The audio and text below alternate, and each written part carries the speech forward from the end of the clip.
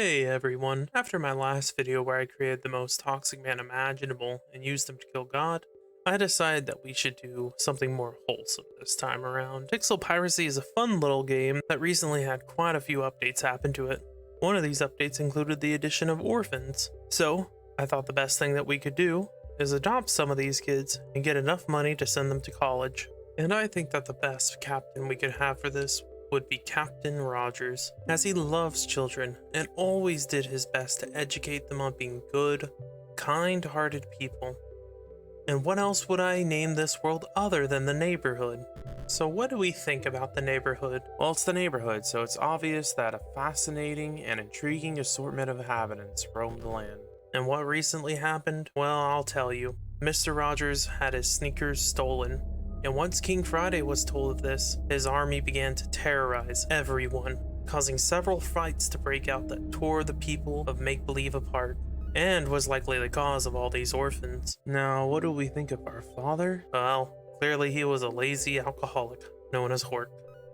Okay, so now we can design Captain Rogers.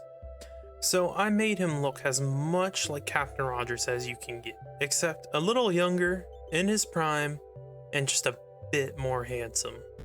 And the game wants our goal to be defeating 4 legendary pirates, Peter, Gottfried, Aaron, and Tim, so that we can become the Pirate King. Well, that's not our main goal, so we'll take note of it, but we'll ignore it for now. Starting out, we seem to have spawned on a nice little peaceful island, full of turtles, crabs, and a treasure chest. So we'll grab this chest, then pick a fight with a baby crab and murder it. Now we'll set off to discover the world, and it seems like we've got a bunch of undeveloped islands near us, and a pirate, but we'll avoid combat for now and go explore these other lands. The first island we went to has a person living on it, and he doesn't seem too happy, so we'll just let him be and go to this one instead. And this one has even more angry people on it. So let's just keep sailing till we find some friendly neighbors, rather than all these grumpy farts. Oh no, a hostile encounter. Well, we'll try to run away. Oh shit. Alright, so it seems like it's just one man, and he's really distracted by his pretty vase that he has there. So now's the perfect time to defend ourselves in his direction. Go Hork, get him! What the hell? That guy wasn't hard at all. It makes me wonder why he was so willing to fight us. And I guess since he's not using his ship now, we can blow it up. Oh hey, that gave us some money. Okay, next island. Let's hope we find some happy people here. And it's another angry guy. Well, Captain Rogers wants nothing to do with a cheap bush, so he can honk it all he wants. Seems like we've somehow gotten ourselves surrounded. There's really no way out of this, so we'll try to give him the old slip again. Oh my god, why? Yet another one of these idiots distracted by his pot. So we're perfectly within our rights to defend ourselves. Huh. It seems like we got a couple training books. We'll teach Rogers how to swim, because what pirate has no idea how to swim? And teach Hork to clean up the ship. It's not like that lazy bum is good for much else aside from complaining. No one cares, now get back to work. Oh, finally! We found 2 towns full of friendly neighbors, and thankfully one of them had an adoption agency. Sadly though, due to the absolutely absurd docking fees, we wouldn't be able to adopt any kids. And unfortunately, there's only one way I've learned to make money here, and that's blowing up ships of unfriendly neighbors who insist on attacking random people. So I think that it's for the best that we get rid of them. And after a couple ships, we have more than enough to adopt some babies and finally give them the better life that they deserve. So we adopted baby Junior, Winford, and Esteban. Since we got a new home for them, we'll do the proper thing of giving them some gifts. For baby Junior, we have a knife. As for Winford, you can have a cutlass. And for Esteban, you can have Hork's scimitar. Welcome home, little guys. I know it doesn't look like much right now, but just you wait. We're gonna raise you guys up here and get you all a great education. Also, we don't have a toilet at the moment, so just let it lay where it falls and Hork will clean it up. So first things first, we need to train you all how to defend yourselves in this harsh world. And this is the perfect place. The people here are starving, which makes them really weak. So let's go practice fighting, kiddos.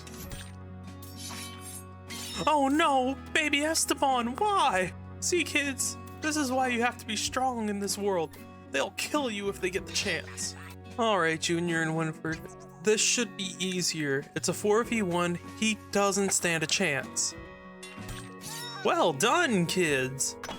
Now see, you can blow up their ship and it gives you money to buy food. So we traveled with Junior and Winford for a few days after this, destroying ships, as well as getting lots of new gifts for any future adoptions.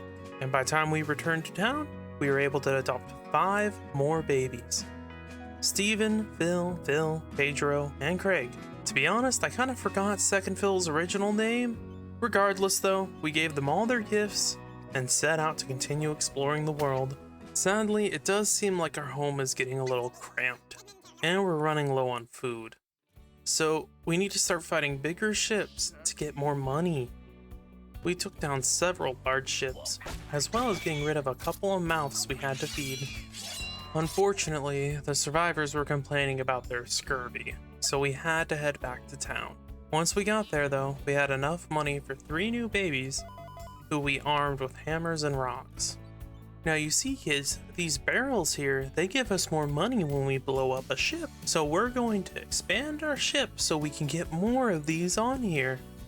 Now, since our casualty rate's been pretty high, we bought you guys some spare swords to practice with so that we can hopefully keep our casualty rate a little lower. Now, we didn't have enough money for your toys this time, but there's always next time. And if you guys do well, we'll get you some toys. Then the destruction continued. We annihilated ship after ship, using the money to expand our army of baby pirates, who were rapidly becoming the most battle-hardened crew to sail these waters. So much so that we could afford to have Captain Rogers sit in the back and do nothing but bark orders at them. We had even became rich enough to buy them a toilet bowl to share. In fact, we got so carried away with the murder that our kids spent a few days starving. But hey, you know, what's a truly well-raised child without a few days of starvation and without the senseless murder of peaceful fishermen who crossed your path, or without seeing one of your friends being murdered in cold blood by the grown men you've been forced into fighting in the promise of getting a good education? Which made me realize Captain Rogers' room was looking pretty plain. So we stopped by town again and spent all of our money on some paintings, a nice set of swords to hang on the wall, and now that our room is more properly decorated, we can send the kids into battle knowing they'll respect us more due to our affluence. On our travels, we found a bounty giver who sent us after the worst kind of being to exist, someone who records NFL games without permission. So we adopted 10 more babies who all had that dream in their eyes of being an NFL goon someday, so they got to work learning how to kill instantly. And in no time at all, they had become so efficient at getting rid of enemy pirates, I was considering making a pirate space program. And as for the person who recorded the NFL game, well, let's just say we had enough time to help the spiders achieve a new technological age. After murdering that horrible fiend, we not only gave all of our kids a future in the NFL, but we had even made enough money to upgrade our ship quite a bit. We got some flags, new paintings, a plant, and even a door to keep annoying children out of Captain Rogers' room, as well as a bunch of barrels for even more money. Oh, and yeah, we also finally walled in the room for the kids. Then we continued our path of destruction, which expanded into even more barrels, and we even had someone surrender to us for some reason. Sadly though, he got stuck in the walls, and it would take too much effort to get him out of there, so he just starved to death.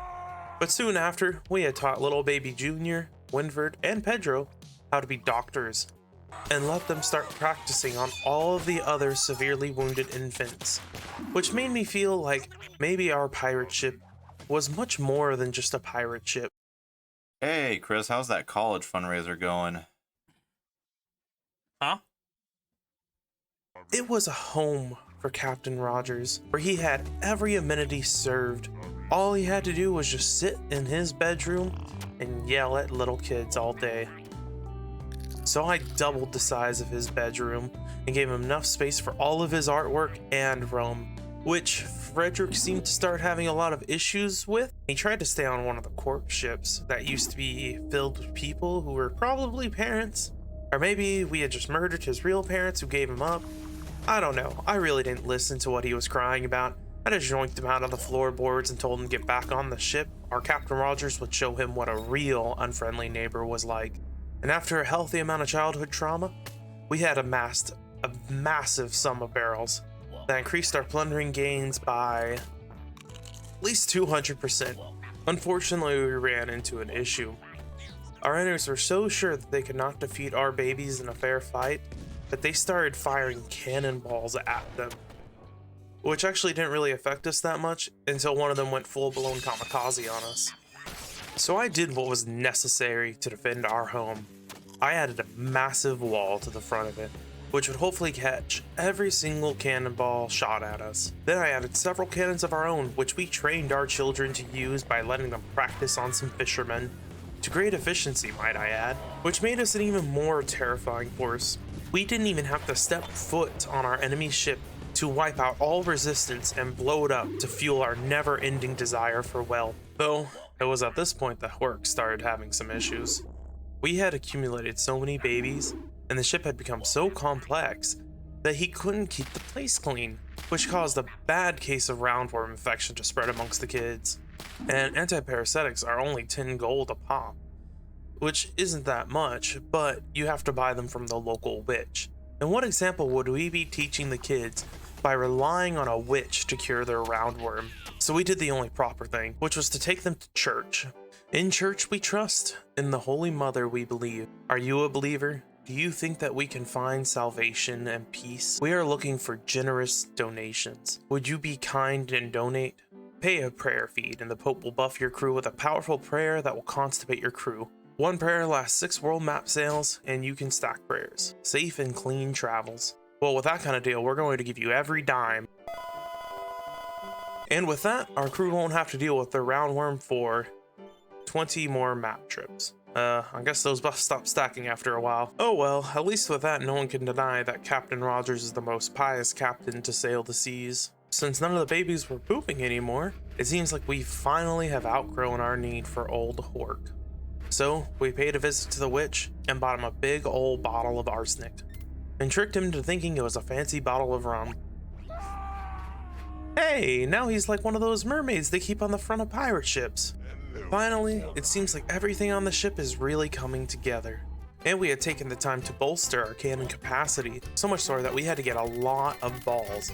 Then, because the vast amount of balls our wall was taking for us was only rising, we spent every last bit of money that we had on a bunch of blocks. In fact, our war machine was so efficient that our kids started a hunger strike, saying something about money for education, but you know, we all know how that goes. Hunger takes over for one, and then the rest of them start eating. Unfortunately, it was around this time that a real problem had occurred. The Lord's blessing had worn off, and everyone started grouping in protest of the failed hunger strike.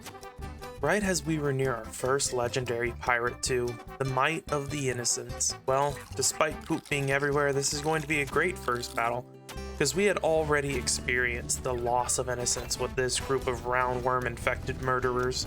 And despite the fact that they hid away in the bottom of their ship like a bunch of cowards, our cannon still cut down quite a few of them. And by the time they had managed to board our ship, they were so weak and outnumbered, the only person they managed to kill was Brian. So we celebrated our victory by adopting more children, and we had no cleaning books, so the ship was a mess. Therefore, our new quest was to find books to teach them to be janitors, which started to become a big problem for us, as no shops held the elusive and complicated knowledge of cleaning up your fucking shit, making our ship so overflooded with crap that we couldn't place any food for our kids, nor our poor, starving cannons. But thankfully, we did manage to get a couple books, and found another house of the Lord. In fact, it took us so long to reach this point we actually made it all the way to the next legendary pirate, the Cold Hammers. Well, they're about to be the Warm Hammers after all the explosive and blood that's going to be filling up their ship. And we were just as ineffective as the first battle. So much so that even more pirates managed to board us this time. And since our babies had never learned that throwing bombs at close range was a incredibly bad idea, we desperately needed to keep them off the ship to prevent catastrophe from occurring. Now, some people might say that this is a problem of relying too much on cannons, and that I need to back off, and that maybe I should have some boarders to defend these gunners. So at the next town, we doubled the amount of gunners that we had, refreshed our constipation, and set off to find more knowledge on firing cannons. But now we had a new problem. Cannonballs had slipped right past our wall, and even managed to kill poor baby Ustage. The evidence was circumstantial at best, but it was definitely a problem. So I expanded our wall into a thick roof as well, and now this should hopefully prevent any new, less battle-hardened kids from dying. Well, it was likely just a fluke. And I proved it was a fluke next time, because they had only managed to kill Jack. But sadly, we still had a very basic problem. Our constipation was constantly running out, and our 2 infants could not keep up with the amount of cleaning that 21 others needed. So we desperately searched for a church to atone for our sins, and scoured every ship for a cleaning book, until a miracle occurred. We found a town with both a church and a bookstore that had unlimited canon mastery books. Still no cleaning books, but hey, at least now Child Protective Services couldn't get on the ship and see the squalid condition they're living in. Then we had arrived to the 3rd legendary pirate ship, the Golden Mane, which, with the assistance of our new cannoneers, very quickly became the Dead and Lame. And by the time the constipation buff had worn out this time, we had 5 cleaning books, and found another indentured servitude center, which we used to expand our gunner crew up to 27, and our cleaners up to 9, making us finally a truly well-oiled pirate machine.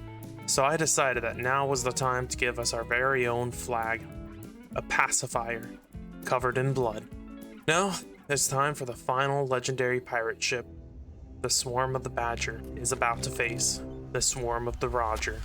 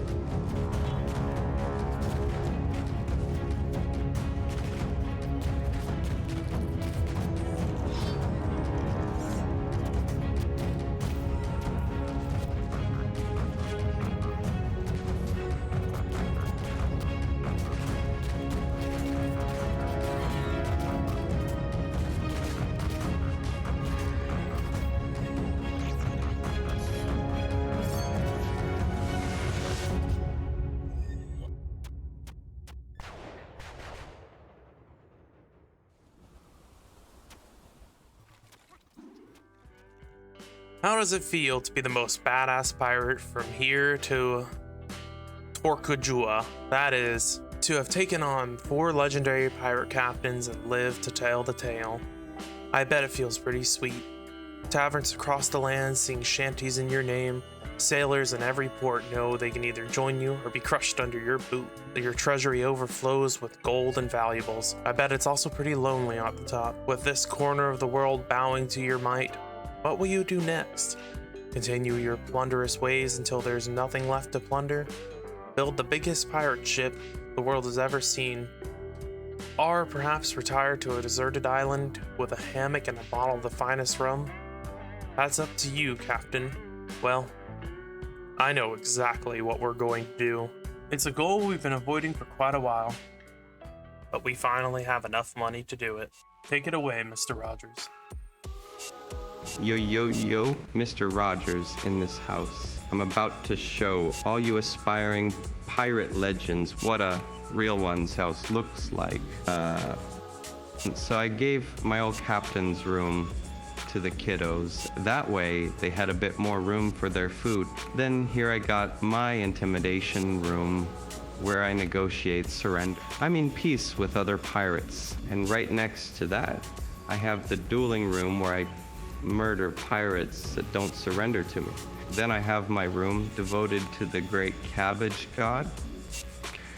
Below that, I have my vast rum storage to ensure I can drink for ages before I run out. Lastly, I have my training room up top full of my workout equipment and books to work out my mind. At least there's one good thing here.